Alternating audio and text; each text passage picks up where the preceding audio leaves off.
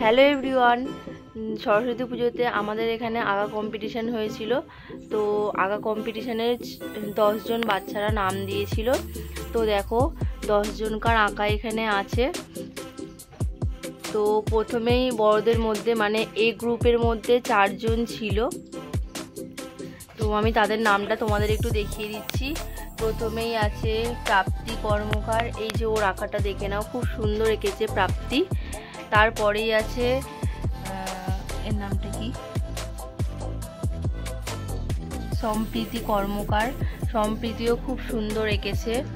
তারপরেই আছে শিবম মণ্ডল, শিবমও খুব সুন্দর এঁকেছে, একদম পরিষ্কার।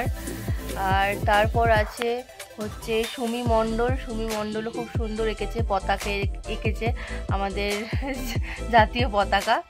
তো দেখো এই গ্রুপের মধ্যেই 4 জন করেছে, খুব সুন্দর এঁকেছে।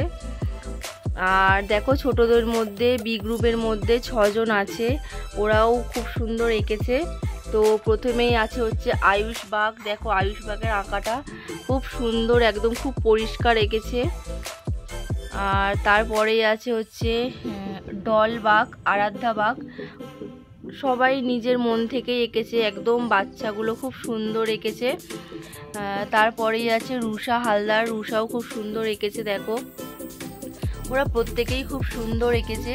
তারপরেই আছে ঋত্বিকা বাগ, ঋত্বিকা বাগও খুব সুন্দর এঁকেছে। বাচ্চারা যেমন এঁকেছে তেমনই ভালো, খুবই ভালো লাগছে।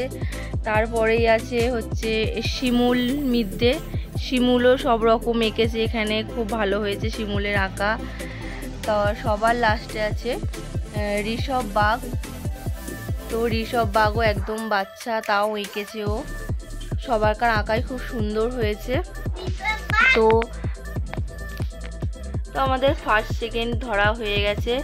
এই গ্রুপের মধ্যে ফার্স্ট হয়েছে প্রাপ্তি কর্মকার, আর বি গ্রুপের মধ্যে ফার্স্ট হয়েছে আয়ুষ বাগ। তো ওরা দুজন প্রাইজ পেয়েছে। তো দেখো তোমাদের কোন আঁকাটা বেশি ভালো লাগছে তোমরা জানিও।